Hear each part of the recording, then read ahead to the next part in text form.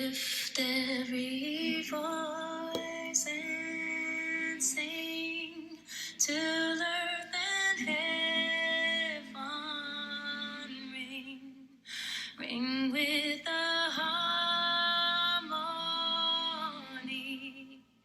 of liberty. Let our rejoicing rise high as the glistening skies. Let it resound loud as the rolling sea. We've learned that quiet isn't always peace, and the norms and notions of what just is isn't always justice. These are the powerful words of Amanda Gorman's inauguration poem. Hello, everyone. My name is Soribel Henao, and I am so excited and proud to welcome you to our 2021 Black History Celebration. As one of the inaugural Diversity Fellows, Professor of Educational Leadership, and member of the Black and Latinx Faculty and Staff Association, we welcome you. Without each and every member, this would not be possible. Thank you, BLFSA. I am thrilled to be part of such an important endeavor at Queens College. Our theme, Sankofa, reminds us that in order to understand our present and ensure our future, we must know our past. Today, we welcome you to learn, be a part of our history beyond February. We look forward to an amazing program. Thank you.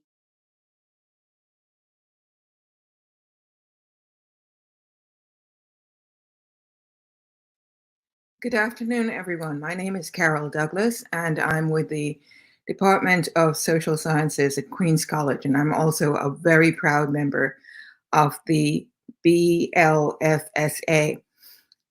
Today, my task is to introduce you to a wonderful person who is going to show you how sociodrama can be used in activism. And it is my delight now to introduce you to Professor Sandy Placido of the History Department at Queens College.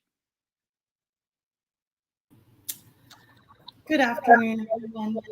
Hi, Sandy. How are you? I'm good. It's so good to see you again. Okay.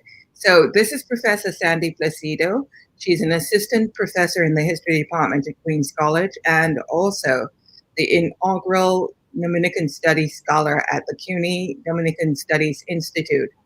She has a long-standing interest in the history and culture of the Circum-Caribbean, the development of political solidarities between Black communities across the African diaspora, audiovisual documentation, popular education, and archival development.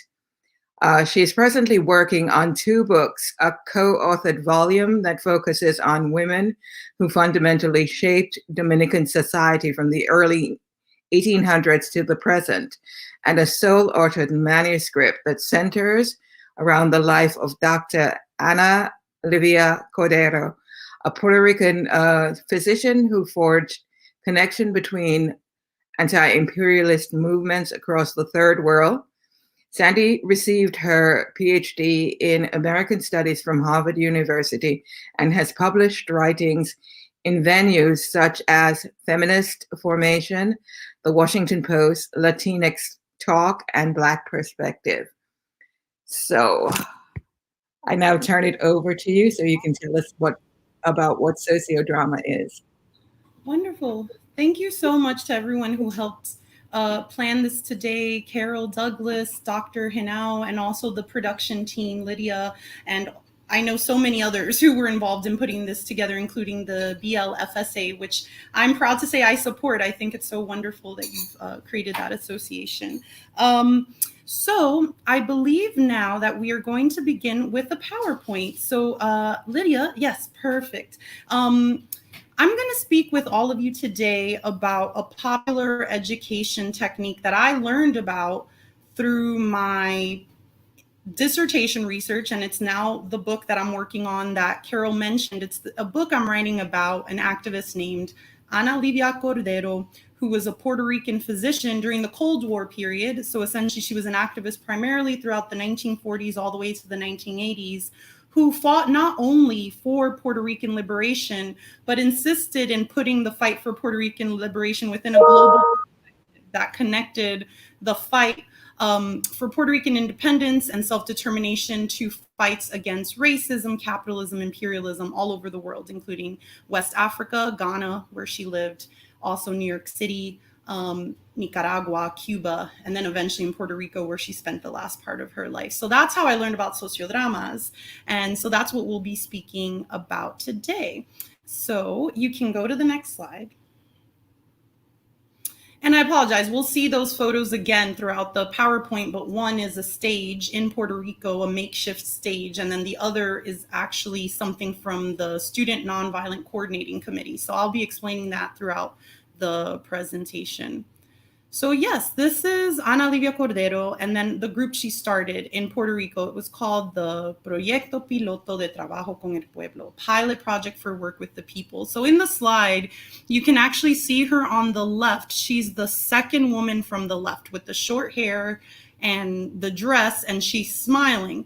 And they all look very happy, but that's actually her and members of the Proyecto in a police precinct in Puerto Rico in 1968. This is after the community and work center that they were working in was raided. Their entire work center was destroyed. It's kind of very resonant if anyone has seen the new kind of Fred Hampton movie. In this case, no one was killed, but they were raided. It was destroyed. This was a political work center where people lived and had meetings and did art and had a library. And then 12 people were eventually arrested and put on trial. And this is because in Puerto Rico, much like the United States, any radical movements in the late 60s were very much seen as a threat. You know, in the beginning, in the late 60s, you really see a rise in conservative backlash, not just in the United States, but throughout the world. So Puerto Rico, absolutely, that happened in the late 60s. And what you see with a lot of activists from that period who were talking about things such as independence, who were talking about things like anti-racism, anti-capitalism, they were definitely going to be on the radar of the state. And so Puerto Rican intelligence agencies, in collaboration with the US FBI, because of course Puerto Rico is a part of the United States, a colonial possession, made it so that this organization that Ana Livia started in 1967, within a year they were arrested and being put on trial. I want to mention that while I'm speaking, please feel free to use the comment section to put in any questions you have so that I can address them throughout the talk. But essentially, yes, Ana Livia Cordero was someone who developed a lot of her political ideology because of the travels that she made throughout the 1950s and 60s. She was born in Puerto Rico in 1930. But then she eventually went to medical school at Columbia University, graduating in 1953. So then she was doing her residency in Harlem at one of the first desegregated hospitals in the city. And it was then that she met her husband, Julian Mayfield, who was an African-American intellectual, radical, and artist. And so after marrying him, they, like I said, lived in New York, Puerto Rico, and then eventually made their lives in Ghana from 1961 to 1966. In that time, she was working for President Kwame Nkrumah as a medical researcher and a public health professor and also medical school professor in Ghana. And while in Ghana, she also worked on behalf of Puerto Rican independence. Nkrumah was overthrown in 66, and because she was a supporter of his, she was deported and went back to Puerto Rico. That's when she started this group. And what's very particular about this group in the history of the Puerto Rican left is the ways that they emphasize, again, the importance of addressing not just issues such as colonialism and imperialism, but also the issues of racism. So they very much were upholding the struggles of Black Puerto Ricans and on the island. So yeah, that's a little bit about them. You can go to the next slide.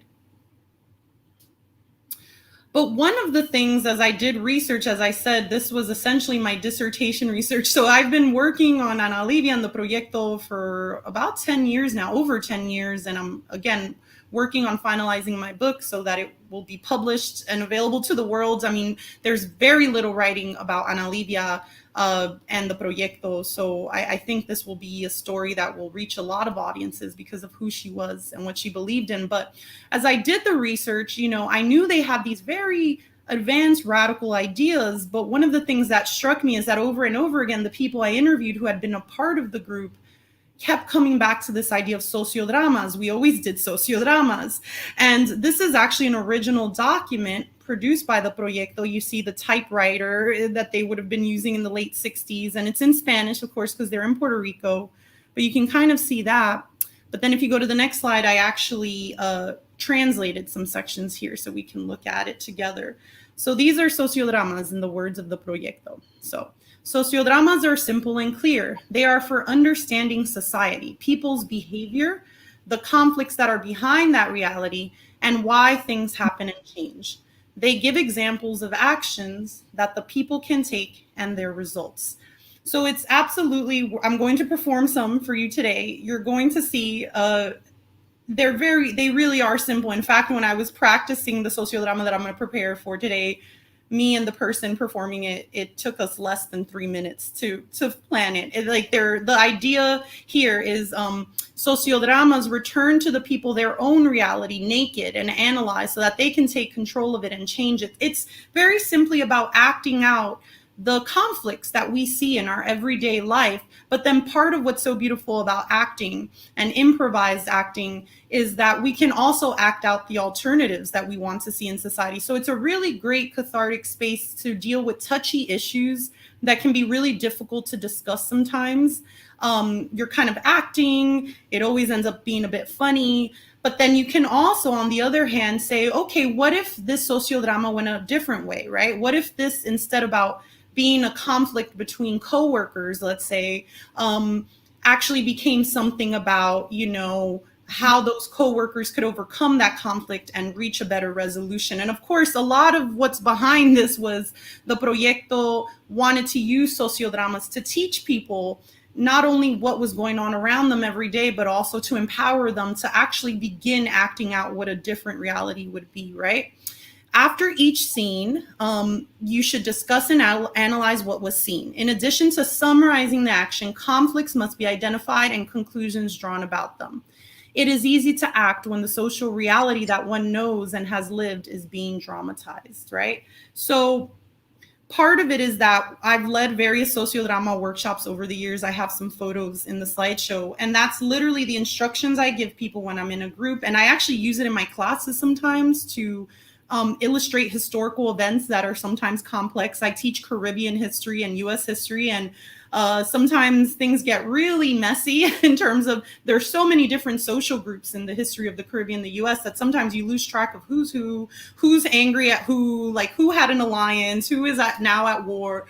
So sometimes just simply acting out the conflicts, right? So what I always tell people in a large group is that I essentially say we're going to break up into groups, and in each group discuss amongst yourselves a conflict you see in society. It could be a conflict at a larger collective level. It could be a conflict at a smaller level, maybe within a family, or it could even be an individual conflict you have with yourself. And then perform it, like put together a skit, give everyone a role, perform it for the larger group, and then afterwards, we're going to have a conversation about exactly this. What did we see? What was the conflict that was being represented? And then what can we say about that conflict? How do we contextualize that conflict within a larger political historical framework? So that's basically what we do. And then it always ends up being a great way to cover, like in whatever given setting, the kind of underlying tensions that sometimes exist that no one brings up, but if you give people the space to just act it out, I actually find that it's a very useful sociological / ethnographic anthropological tool for kind of getting a sort of temperature, if you will, about what are the kind of issues and what that are important to the people in any one setting. So you can go to the next slide. And so in any case, this is actually what it looked like when the Proyecto would do theater in the community. And so in addition to sociodramas, which were just short improvised role plays that they actually literally used in their meetings. So it was literally the method and the tool that they used to do political education, to help organize campaigns. It was literally the kind of primary tool that they used to do everything, you know, in their organization, because they were working with very marginalized communities in Puerto Rico, the poorest communities, the blackest communities, the communities living in slums. This particular community, Juana Matos, was basically a community built on a swamp on the outskirts. And part of why people were living there is that, if you remember in Puerto Rico, the history of Puerto Rico, there's a period of industrialization that happens after World War II that the US has a huge part of, that leads to displacement of people from the agricultural lands to the city. So Juana Matos is right on the outskirts of San Juan. And so people had to come to the cities to get these jobs at the factories, which is what was available and profitable at that time. And in doing so, there's a housing crisis. So they have to basically just build, if you can kind of see in the photo, this is the late 60s, probably 1968 Puerto Rico. You can kind of see the wooden houses, and the rest of the community was very prone to flooding. So there was always like a situation with flooding. It's actually a community that to this day during Hurricane Maria was so affected by Hurricane Maria because it's so close to the water, and it was just people set up their homes there. And the reason the Proyecto and Ana Olivia were organizing here is because it was a community that, even though people had built their houses there, the Puerto Rican government did not like that because they were unofficial houses.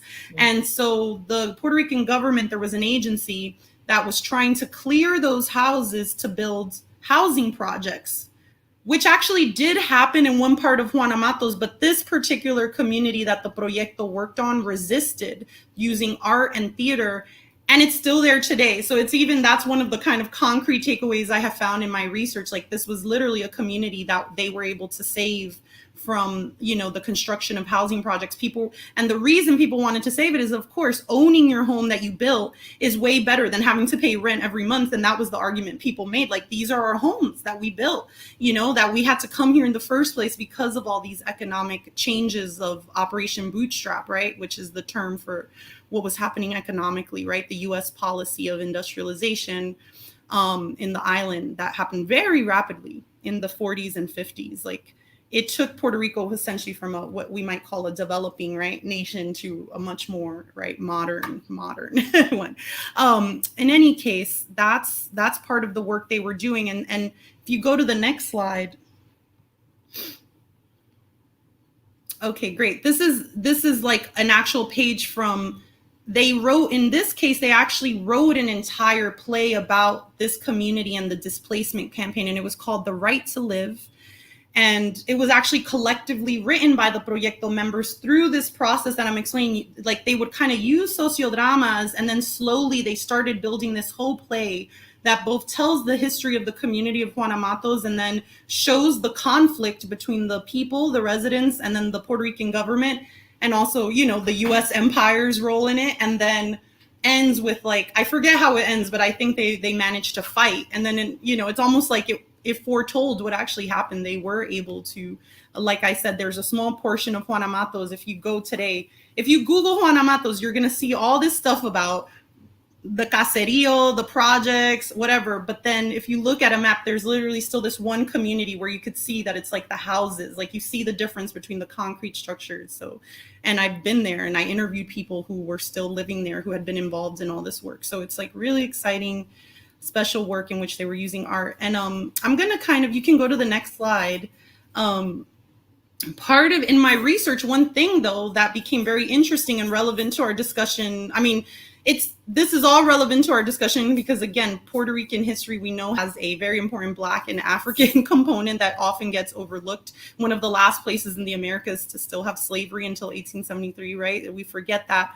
But even more in terms of like really showing how this is such an important part of our celebrations of Black History Month is that in my research, I found that Ana Olivia had spent the summer of '66 in the South with members of SNCC because of her friendships with people such as Stokely Carmichael, Len Holt, who was a civil rights lawyer, and others. And so I realized, you know, as I was doing more research on SNCC, I was like, wow, SNCC had a thing called the Free Southern Theater. And this is from an excellent website that I highly recommend called snicdigital.org. So for those who don't know, the Student Nonviolent Coordinating Committee was one of the major, groups that organized youth during the Black Power and Civil Rights movement, especially in the South. They had the Freedom Summers. They were involved in, they use all types of popular education and theater. So if you go to this one website, SNCC Digital, you can learn way more about the Student Nonviolent Coordinating Committee. But on this very website, I found some information about their Free Southern Theater. And I was like, at one point I made the connection and I called members of the Proyecto and family members of Ana Livia who are still alive. And I was like, guys, I just found this. And they're like, Ana Livia was probably influenced by them, because exactly like you'll see it. Let's go to the next slide, some of the description of what they do with this. So this is me quoting from that same website. And you see it's a little bit before the Proyecto, so it makes sense. And Ana Livia was there in 66. So the Free Southern Theater was founded in the winter of 63-64 by Doris Derby, John O'Neill, and Gilbert Moses. The trio was drawn together by their artistic and movement backgrounds. Derby, a woman who studied African diasporic art and culture at Hunter College in New York City, was a SNCC field secretary in Southwest Georgia before heading up an adult literacy project in Jackson, Mississippi. So, I had to quote that because we had a Hunter College CUNY alum, and she's actually from the Bronx. I was like, on the website, they have a whole page on her. That link will take you to an actual profile of her on the SNCC Digital website. And I was surprised to see that she was from the Bronx, in addition that she was a Hunter grad. But here's how they describe it. They sought to build a new institution of theater that spoke to the experiences of poor Black Southerners, the same population. If you think about it, Ana Livia and the Proyecto, they were really aiming to work with like the poorest, most marginalized, the Blackest, the people who lived outside of the cities and the kind of squatter communities, the kind of the projects, the farms, right? This was evident not only in the plays that they chose to perform, but also in the ways they conducted their performances. Before each showing of In White America, which was one of their plays during Freedom Summer, O'Neill told the audience, "You are the actors." And the audience often took this statement seriously, voicing their thoughts and input throughout the play. Sometimes they even joined the actors on stage. The Free Southern Theater encouraged this behavior, purposefully blurring the line between the performance and the reality. And again, this is just, that's exactly what the Proyecto did. So in that play that I told you they wrote about Juana Matos, The Right to Live, when I've talked to veterans of the group, they're like, yeah, when we performed the play, people from the audience were running up and pretending to be FBI agents. And so it's like, this is just kind of the work of a historian. Like, it's not necessarily 100% proven, but this is like a very strong evidence that Ana Livia would have been influenced by some of these. But also what I'll say, though, is that in the late 60s in general and in the 70s, there's an entire movement of using theater for popular education. So you could think of the theater of the oppressed methodologies coming out of Brazil. This is all in the same period. The farm workers, the United Farm Workers under Cesar Chavez and Dolores Huerta were also using theater. They had something called the Teatro Campesino. And then over the years, I've just met more and more people from the 60s and 70s who tell me they use theater. So I'm like, this is really important. So I'm almost done with this part. Let's see the next slide. The next slide are just pictures of sociodrama workshops I've done. So this was one I did in San Juan, Rio Piedras, Puerto Rico in 2017. You can kind of see the skit there. I think it was something around like the garbage pickup or the traffic. And then you see everyone watching. You can go to the next one. I've done them in Florida. This is Central Florida, which is actually a migrant farm worker community. And it was very interesting because I just asked them, just do whatever conflict you see in society. And multiple groups did ICE raids, immigration raids. So these are actually photographs. If you can kind of look, it's like a mom trying to keep her daughter with her while the ICE agent, the immigration agent, tries to take them. And then in the next picture, it's actually them in the courtroom telling the judge, please don't deport me. And it's like I said, I don't tell them, like I just give maybe an example. And this is what I mean. It's a good way to gauge what is on people's minds. And then in the last slide, it was in New York, the last slide, Washington Heights. But you see, it's a much more obviously Dominican, Afro-Caribbean population. But interestingly, I don't know if you noticed there, it was also a skit about immigration. It was like these two women were apparently working at a restaurant, and then an ICE agent comes and asks them for their papers, and you just kind of see everyone's faces. And in the second one, those women who were brilliant, they ended up being the best actresses. I had to go up to one saying, "Are you an actress?" And she's like, "No." I'm like, well, you need to be discovered. The woman in the middle with the short hair was just fantastic. And that one was actually about housing and about an eviction crisis with the landlord. So that's this part of the presentation. Please, like I said, any questions, throw them in the chat, because now I just wanted to actually perform one for you that I already prepared. But yeah, I hope you got a lot out of that. Thank you. So like I said, feel free to throw questions in the comments. And then also, I mean, I'm going to perform a sociodrama, but as you're watching, if you want to suggest any societal or personal conflicts that you might want me and my performance partner to perform, please put that in the chat as well. And we can do this one and maybe one more before this is over, based on what you all suggest. Okay. So I'm going to begin in just a second. Almost lights, camera, action time. I think Carol's going to leave the screen at this point. All right, perfect. All right, so that's true. I should probably put in my mask given the...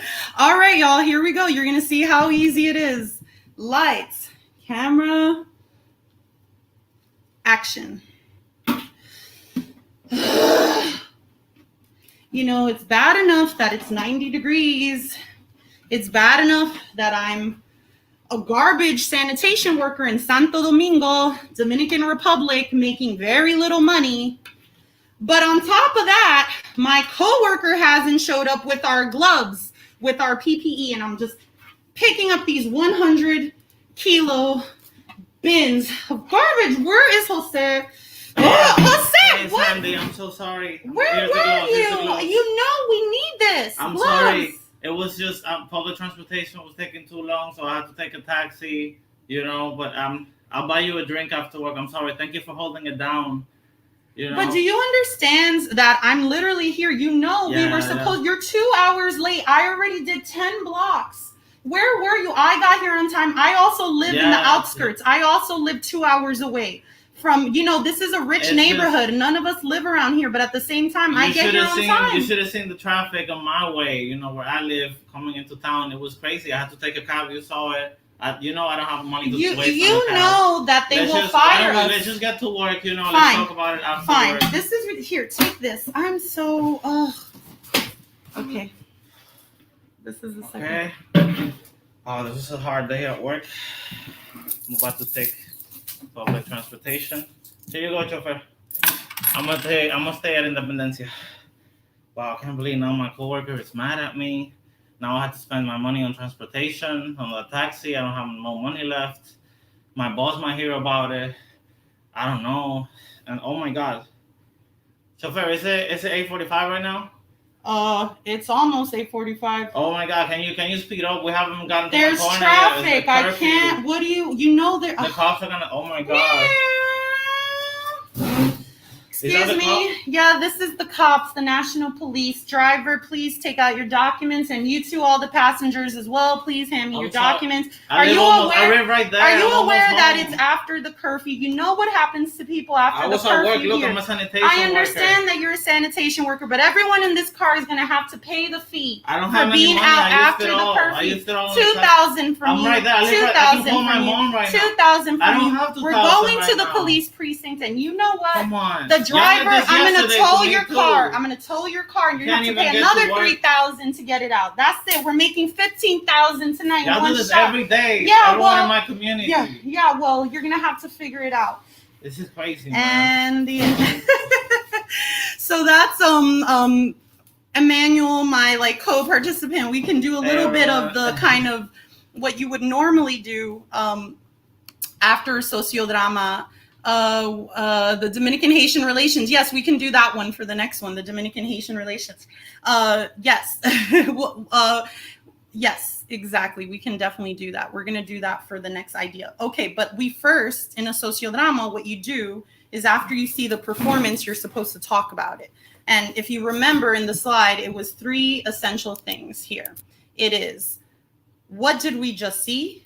What was the conflict or conflicts that we saw? And what conclusions can we draw about them? And feel free to participate in the chat, but we can kind of give you a little background of why we did this particular and people in there talking about, you absolutely do it with your students. Yeah, I use it with my students all the time. But essentially, just to give a little background, do you want to say a little bit about, we're in the Dominican Republic, and this was actually the first part of the sociodrama, is actually something we witnessed. Yeah, we were just chilling, and then we saw this garbage collector man working with his bare hands, and he would look pissed, and he was doing everything with his bare hands. And then his coworkers showed up, got up from a taxi, and then they were arguing right in front of us, and we were just like, wow, that's like a perfect example of a sociodrama that we could do. Yeah, and then we added the second part, because this is a reality right now here in the Dominican Republic. There's currently curfews nightly. Now they extended it, but it used to be that even on weekends, the curfew was at noon. You can just imagine that when you're in a third world developing country, people who work selling food and stuff on the street, if they only have until noon, and then they also need to get home by then. You can imagine. And then literally it's exactly what we acted out is what's happening here. The people who are out after the curfew, who tend to be the poor, who tend to be the people who live farther because they're poor, because they're, and then and when we saw this, we were in a rich neighborhood. We were like, we can only imagine this man probably had to come from halfway across the city. And if a lot of our countries have horrible traffic infrastructure because, again, the same problem with Juan Amatos. When you have the agricultural peasant displacement, you get the overcrowding of cities. So in a lot of our kind of third world countries, we see this issue. So, we thought it was a good way to connect some of the conflicts. I guess here we can answer what we saw, but the conflicts we think here are absolutely, there's the conflict between the 2 co-workers. Right. They're both in the same kind of class, but you can kind of see where one has this sort of politics of respectability, like, I got here on time, even though I have a 3-hour commute. Okay, but maybe we need to be asking a bigger structural question, right? And then, there's other conflicts as well. They're doing cleaning, for society, public health, and at the same time, they are not equipped with gloves, with adequate PPE, with, I guess, substitute, like the logistics is very much like they have to show up, or it's going to be a problem. They're cleaning in this rich people's neighborhood. They don't live there, their neighborhood is probably, a lot of toxic stuff going on. So that's another. And then absolutely the issue of also then when you think about how the police here, because what we didn't mention is that in addition with the curfew and the pandemic, the police brutality has also increased, because when they catch these people in the barrios after curfew, there's been killings, Of course, we never hear about them, but like people have gotten killed by the police during the pandemic because they've been out or trying to run away from being arrested. Because again, if you get arrested, you have to pay the equivalent of essentially $50-$60 US. But here, that's like, for some people, that's like a month of their salary or a week's worth. So you can just imagine who's getting arrested, right? The rich get permits. They just go to some office and get a permit and can be out, of course. But of course, to get a permit, you have to pay for that too. So so that's the first half of the performance. I'm going to get, thank you, Emmanuel. You might have to come in after we get a few more ideas in the chat. But that's sort of the idea. It's very simple. Like I said, me and Emmanuel just put that together like a few minutes, before this afternoon. We were just saying, we want to represent this conflict we saw with the sanitation worker, and also what we've been seeing here in the Dominican Republic, which is this racialized curfew that is essentially criminalizing poor Black people who, have to be out there, but then are punished and have to find ways to make ends meet in the midst of a city that does have serious traffic issues, right? So I don't know if folks, on that note, if folks want to maybe continue to give some ideas in the chat for sociodramas we could represent. I know it's a YouTube. I wish like there was ways, for you all to help perform them with me. But if you give me ideas, I know some people mentioned Dominican Haitian relations. If Dr. Pierre Luis, if you have a specific moment, maybe if you have if you can make the conflict more specific, otherwise we can make something up. But yeah, like if there's like a specific conflict between Dominican and Haitians you want us to represent, feel free to let us know. And then let me just see here, corruption. Is there an alternative story? Yeah, there we go. You did exactly what Elizabeth Ijalba. Is there an alternative story? Can the workers act out how to change their circumstances? Absolutely. And then quickly, so Dr. Janao, how to integrate sociodramas in our P20 curricula. Yes, taking down a statue. Oh, okay, yeah. Okay, and like I said, you see how easy this is. I've done it with children. I've done it with like children under the age of 10. Like you can do this with people of all ages, with elders. When you give people the space to act these, it's just like the Proyecto said, you're giving people, how did they say it? The opportunity. It is easy to act when the social reality that one knows and has lived and is being dramatized. We know this stuff, right? Deep down. I don't know if I can get in the comments, but okay, I was gonna copy and paste it. But yeah, these lines are really important, that sociodramas return to the people their own reality, naked and analyzed, so that they can take control of it and change it. So that's definitely the idea. So how about this? I like the idea of maybe acting out the alternative. And then maybe we can try also like a Haiti DR one that relates to a statue. I think I know how we can connect the statue issue to the Haiti DR issue. And then here, issue of identity, Black people are labeled Haitians in the DR. Exactly. Okay, maybe we could do it that way. Okay, we can do it. We can do it. So if you give us 1 second, gather your thoughts. You're going to see how fast it is to organize a sociodrama, and then I'll just take any other questions. Are you okay with doing one more? Okay, so we're going to take 1 second to plan it. You'll see how fast it is.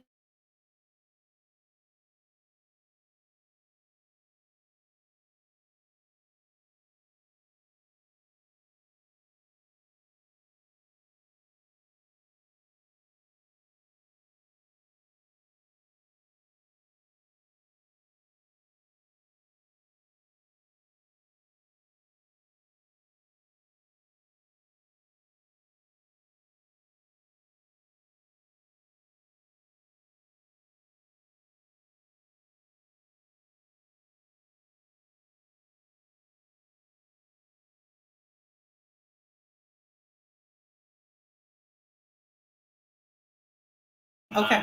All right, guys, you see, we literally planned it. We're going to do one. You're going to see how fast and easy. We're going to do one that addresses both the alternative story and the Haitian Dominican issue. You're going to see real time. That's how long it took for us to plan that. Yeah. Can folks hear me? Yeah. Okay. Yeah. I was muted because we were planning and I didn't want you to see, but I wanted you to see how fast it was to put it. Okay. So, this would be the alternative to what we just saw with the garbage workers. And action. Jose, ahora fue que llegaste. Now you just got here? My bad. You know how transportation is in the city. You know how hard to make it for us. I agree. Yeah. You know, I've been having a lot of trouble. You know, thanks for the gloves. It really sucked. I'm not going to lie, having to do the last 10 blocks. But you know what? It's really messed up that we have to pay for these gloves out of pocket. Right. Like, why is it that I have to depend on you to bring the gloves? I gotta take it home. Why don't we all have a place where we can meet together? You know, the guy who drives the truck was saying that they're about to start a union for the sanitation workers, and I want to join. They have a meeting tonight. Do you want to come? Oh yeah, let's go. I'm down for so you know, the only thing to join the union, you just need to have like an acta, like the certificate, the birth certificate. Yeah. You have one, right? I don't have. So my parents are both Haitians. Okay. I'm Dominican. I was born in Abate, you know, the sugarcane plantation. I do have an acta, but I need to get it renewed for every time I need to do something, to go to college, to join something. But you know that I'm gonna go right now to the, junta, and I'm gonna get it, okay? All right, let's do it. All right. Okay, buenas tardes. Good afternoon, señor. Why are you here? Yes, I just want to get an acta de nacimiento. I have here mine. This is my parents. What is your name? Your name is Jose Jean. Yes. Pierre. Wait. Yeah. No. You have a French last name. This is strange. What are your parents' last names? My parents' last names are Joseph and Pierre. Joseph Yeah, we're not This going to is be the able. document. They We're got not going to this. be able. You know, I'm What? so sorry, but I can actually lose my job if I give you this certificate right now. You But know why the does my laws. last name? Don't you know the laws have been changing? I'm not trying to But like. I'm Dominican. I'm just a I Haitian descent. understand, but I don't know if you're I need aware. this for my job. Why don't We're we? trying to Why start a don't you union. come back tomorrow? Because I can't deal. You know, I don't even make I have enough the money for document. My this. parents were hired by this Okay, company. you're to just track gonna shit. have to figure this Oh my out on God. your own. Yes, and cut. So yeah, that's one skit, and that actually is also based on reality here. That's something, and I can share. I thought of the name. I thought of the name Jean Joseph because I'm actually thinking of a very good friend of mine named Artagracia Jean Joseph, who's just an incredible human rights lawyer here in the Dominican Republic, who literally has the same exact experience that Emmanuel just explained. She is a woman of Haitian descent. Her parents are from Haiti, but she was born in Abate, it's a sugar plantation. They call it the migrant worker camps, but it's a sugar plantation. And she talked to us about what it was like for her growing up there, and she's like my age. And I was just horrified by how much it sounded like the histories of the Caribbean I teach, and that's an indictment, yes, of the Dominican state and the imperial powers that allow those types of sugar industries, right, to happen. But in any case, Marta Gracia, who knows Spanish perfectly, who was born and raised in the DR, but in this Bate, literally when the sentencia, there was an act here in the Dominican Republic in 2013 from the Supreme Court, which essentially denationalized hundreds of thousands of people of Haitian descent. But even years before 2013, she has helped me understand that even starting in 2007, it was already an issue for people of Haitian descent to get their birth certificate. And in that skit, what we were representing is that here in the Dominican Republic, you basically need to have your birth certificate for like everything. And you basically need to like go and get one each time you do anything. Like each time, let's say you want to register for school, you got to go and pick up a new copy of your birth certificate and guess what? Pay for it. Because of course we know that in a lot of these our societies in the third world, unfortunately, we have that level of exploitation, right, of the poorest, that you literally have to, each time you do anything, you have to go get a new version of your birth certificate certified, pay for it. And in this case, Artagracia wanted to start university for law school, and that's why she couldn't start law school. And it took her years to finish, but now she's a lawyer and a human rights lawyer, very, very vocal. And she's the one I've learned a lot from about these sort of things. So, but yeah, do you see exactly? This is so great. What a teaching moment. That was so real. Yes, it was. The acting brings out a whole new level of understanding. And that's absolutely the, thank you, Dr. Flowers, a scholar and an actress. It's so funny because I've never trained in acting, but what it is, I'm telling you, please try it in your community spaces. What you find out is that a lot of us have it in us because it's a cathartic space to kind of act out. Sometimes, we have conflicts that we are aware of are happening right now within our own, university, the realities of the, situations that our students are facing as faculty, staff, admin, like it's really hard, right? And I think, it could really be a space to, again, think about power relations dynamics in spaces, right, where it could be uncomfortable, right, to bring that up. But if we use acting, it kind of softens it. So that's why I've been using this method. And like I said, I sometimes use it if I'm trying to get students to understand why were the British mad at the French, mad at the Spanish, but at the same time, friends with each other sometimes. And then when we're going in circles, I'm just like, guys, we're going to act this out. And they're like, what? And you find out that when they do it, it actually even helps them understand people's perspective. And it could kind of humanize history as well, because we just read all these dates and figures, but these were actual individual humans who are, right, with feelings and all that. So yeah, so that's basically that. I don't know if folks have questions, or Carol, if you wanted to ask anything. I thought, I just want to make a comment because you've always been telling me how quickly you can do this and how easy it is to do. And in fact, you invited me to do one with you today. But I think because some of the issues are so in the front of people's minds that it's very easy for them to do the drama because, and what was really interesting to me that you said in those two instances, in Puerto Rico and in the United States, the issues that people were dealing with was la migra, Mm-hmm. and the women were so engrossed, it looked like, in what happened to them, how the children were being taken away. Mm-hmm. And you didn't have to script it. It just happened because this is their life experience. Absolutely. And this is one way of them being able to tell their story. To tell their story. I love that. Sorry. I just love how you put that. That's exactly it. It's a way for people to tell their story in a different way. That's exactly it. And I also like the fact that it's a way of looking at it as well when you did the alternative, because it gives you the opportunity of seeing both sides of the picture. Here you see this woman yelling at this guy because he's late. And again, you can read so many things from the sketch, because I wasn't thinking that she thought she was so much better than him, or that she was a representative of this kind of her position being different from him. But with the alternative, then you can see, what's happening with them, what their relationship is, the fact that, he had to bring his own blouse. They have to wear their own blouse. And it shows you a different side of what you're literally seeing. And I think this is useful in terms of the whole discussion about what's happening in the DR and what is happening in Puerto Rico in terms of the curfew and police brutality. That,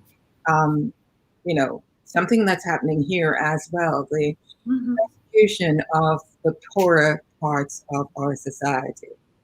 And you can see that playing out in Puerto Rico with a curfew, and you can see that playing out in the DR as well. Yeah. Absolutely. Thank you, Carol, for those words. Honestly, I value you so much, and I really appreciate you. And I think that I think it's a great way to the disempower can find power through owning and acting out the conflicts. Exactly. It's such a great way to also be inclusive in a community, right? Because I'm telling you, I've done it in spaces. I don't know if you saw in some of the photos, like there were older people, like middle age, and then kids. And you can literally, it's so simple. I always remember in that one workshop we did in Puerto Rico, where we had a bunch of kids there, and and it was perfect. It was a really beautiful one that ended up being about thinking about gender constructions in society, because it was a little boy. It was the first half of the skit was him trying to learn how to tie his shoe, and he can't figure it out. And in that scene, his mother is screaming at him, "You're so dumb. You're just like your dad. Like, you're never going to learn." And he starts crying. In the second scene, same thing. He can't figure it out, but it's the dad. And he's like, "Don't worry, son." And he kneels down and he's patient. And that was the skit. We ended up having an amazing conversation. One of the first things people said was like, "Wow, it was really interesting that it was the mother who was so severe and not the father."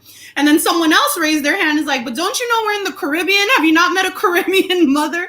So, and then it was this really fascinating conversation about gender, and the way that toxic masculinity happens, and how it happens in these really intimate spaces, and how it's intergenerational. So this is what I'm saying. And we had it was like a 6-year-old kid doing that. All he had to do was pretend to tie his shoe and cry.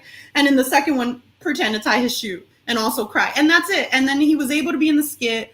I've done it in other settings like that, where when you have kids, I always notice that sometimes in settings where you have young people or older people, it's so easy to ignore them. And I can't stand that, and it's so easy to bring in our elders and also our youth into these skits, because you could very easily have a grandma in that particular skit looking out the window and making a phone call, like, to the city, like, "I saw something really disturbing. Why did these men not have gloves?" And that, in that particular case, the elder, whoever's acting out the elder, if they are an elder themselves, they don't even need to get up. They could just do that little scene with, like, from their chair, doing like that.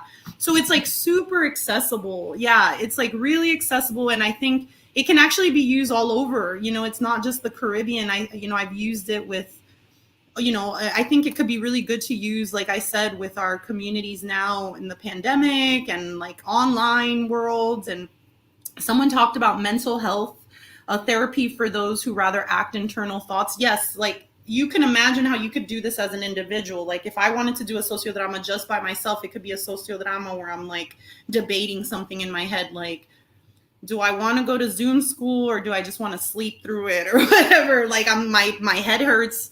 I'm sick of looking at the screen. So do I just take care of myself, or do I like try to graduate because my entire family is depending on me kind of vibe, right? So you can see how it could be used with different sectors of our university community for sure. Mm-hmm. So yeah, if anyone else has any questions or comments, ideas, I don't know if we could, yeah, like I said, it's like a really easy tool to use. And I can see how it could be useful with what is going on, because we don't have, can't touch each other. We are social distancing. We're doing everything virtually. And there are people who are very, very shy, who are not able to verbalize in the same way that we expect them to verbalize academically. But if they can verbalize emotionally, Right. and this is a good tool to do that. Right. And sometimes with acting, you don't even need to talk sometimes. Right. Yeah. So sometimes you don't even need to talk. You can have an actor who's just, their role is to be silent, right? I wanted to clarify something on, I didn't know that Sociodrama was a part of Freedom Summer. So now, exactly. So this is me doing historical kind of connection. So what the Freedom Summer people did, what SNCC did, which what they had was called the Free Southern Theater, which is something that they produced and used during Freedom Summer. What they called that was Free Southern Theater. They didn't call it Sociodramas. Ana Livia called it Sociodramas. And what I'm just assuming and hypothesizing, and I think it's a very strong correlation, is that I'm sure she probably would have been exposed to some of these popular education techniques, because I know she read a lot. I know she read a lot, and she would have probably been aware, like I said, of what people were doing in Brazil and California, in New York with theater in the same time period.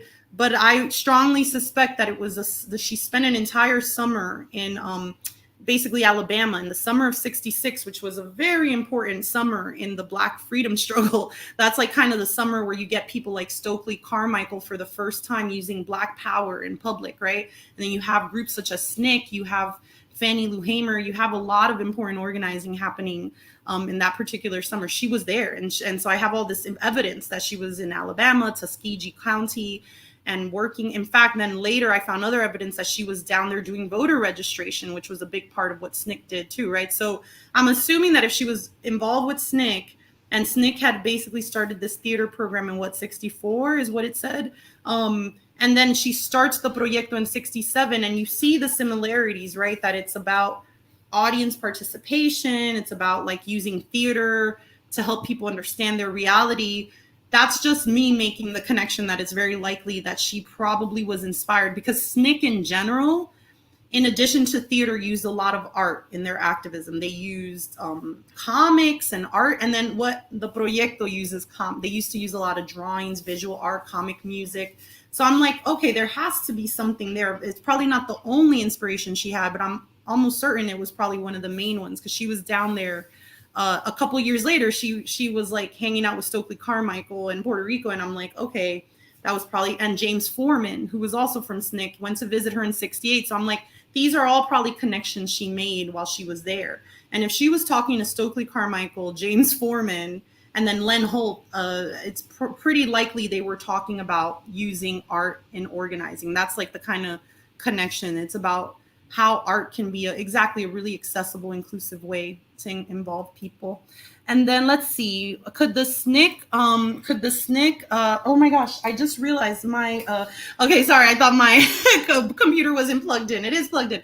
There's one question. Could the SNCC dramas be in any way related to or an outgrowth of the Federal Theater Project from the New Deal era? I would not be surprised. Dr. Flowers, our great interim director of Africana Studies at Queens College, whose own work is just so fascinating about historically Black colleges for women. I think you asked a really good, I think absolutely. I would, right? Because if you think the SNCC generation, that would have been their parents or their grandparents who would have been involved. Absolutely. And I think this is just, I'm not purely a theater scholar, but I think that would be something for theater scholars to kind of think about, maybe tracing a history of the use of theater in popular education, especially in like Black communities, Latinx communities, and other racialized communities. So I'm not sure if we want to go until the very end. I could take one more question. I don't think we have time to do any more sociodramas, but I hope that this at least just showed you about ways that you could use it in any of your organizations or even family, personal. I've actually done it a few times, even with family members sometimes, and especially with family, because it can be so hard sometimes with our family to break out of the mold.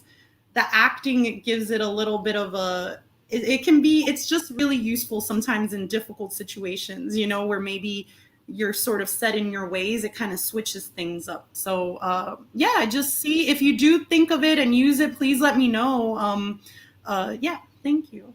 If you have any other questions. Everyone, we're almost at the end of the hour, and it's been very, very informative. I want to thank Professor Placido for the information that she's provided us. And I'm sure that a lot of people who are here in the chat will be able to use this method at some other point in time in their class. I think it's very adaptable to various ways of teaching. So I think that would be very good. I want to thank everybody for joining us today and joining us for the programs that we did throughout Black History Month. Tomorrow is the last day of our program, but as we have been saying all along, Black History doesn't end with February. So there will be other programs that the BLFSA will be providing throughout the course of the year. And if you have any suggestions, please get in touch with us to let us know, you know, if there are anybody that you want to see on campus or something like that. We want to thank the Office of the President and the Provost because they've been instrumental in getting this program through, publicizing it, and helping us to get the word out to the people on campus that we're doing this.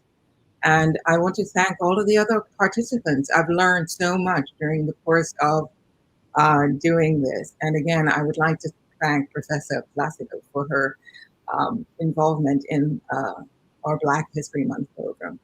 Of course, anytime. And our wonderful producer, Lydia Smith, has said, reminding us to share the link, to share this video via the YouTube share link. So yeah, I think it's really wonderful that this is on YouTube, and I'm probably going to use it myself and share it with others, like this particular video. So yeah, please share and spread the word.